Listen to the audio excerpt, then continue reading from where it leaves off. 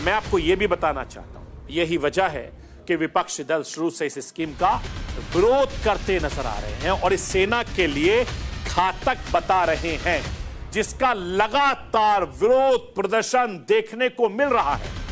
मैं आपको यह भी बताना चाहता हूं कि अग्निवीर योजना को लेकर लगातार हो रहे विरोध से सरकार ने इस योजना में सुधार के लिए कमेटी बनाने का ऐलान किया है। दावा किया गया है कि कमेटी की रिपोर्ट आने के बाद अग्निवीर सैनिकों की सेवा को बढ़ाकर 7 साल किया जा सकता है।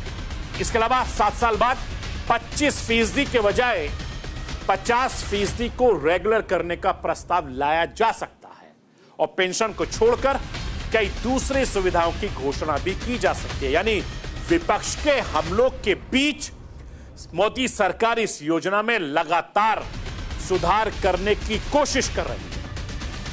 और सबसे बड़ा सवाल यह है कि ऑपरेशन या ड्यूटी पर रहते हुए अग्निवीर की मौत हो जाए तो परिवारों को क्या मिलता है, यह सैनिकों को कितना अलग होता है जो सैनिक हैं, और अग्निवीरों में क्या फर्क है, वो राष्ट्र की आवाज के जरिए आपको समझाना चाहता हूं। अगर वेतन की बात करें तो अग्निवीरों को पहले साल करीब 30,000 रुपए हर महीना सैलरी मिलती है। चौथे साल में यह 30,000 से बढ़कर 40,000 रुपए प्रति महीना तक पहुंच जाती है, जबकि जो सैनिक है उनको 25,000 से लेकर 30,000 रुपए महीने की सैलरी मिलती है। और यह सैलरी सेवा के साथ साल और प्रमोशन के साथ लगातार बढ़ती रहती है।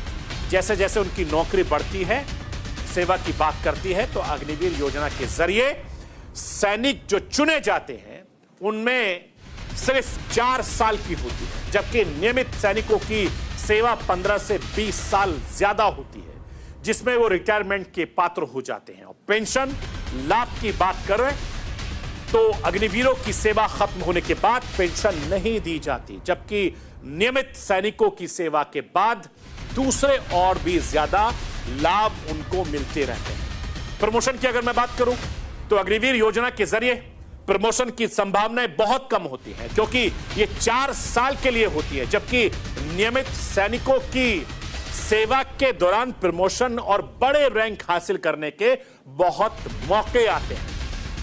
यही वजह है कि विपक्ष इस योजना को लेकर लगातार केंद्र सरकार को, मोदी सरकार को, एनडीए सरकार को घेर रहा है। वैसे जवानों और किसानों की सियासत की आंच से बहुत दूर रहना चाहिए सरकार को, लेकिन राजनीतिक दल कहां समझते हैं। चुनाव में अक्सर जवान, सीमा और शहादत जैसे मुद्दे उठ जाते हैं। नेताओं को समझना चाहिए कि सैनिकों के जज्बे का कोई भी शख्स महज शब्दों में बयान नहीं कर सकता।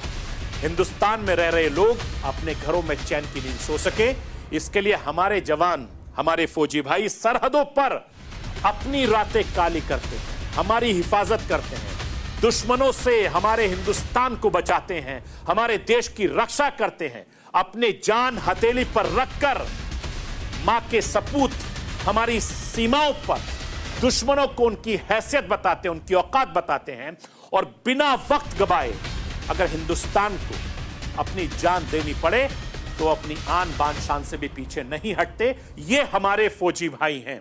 ऐसे हमारे फौजी भाइयों पर सियासत बिल्कुल नहीं होनी चाहिए, और जितना उनका सम्मान करना चाहिए, ये हर हिंदुस्तानी का फर्ज है कि अपने फौजी भाइयों को, अपने सैनिकों को, अपने जवानों को जितनी इज्जत दी जाए वो बहुत ज्यादा कम पड़े।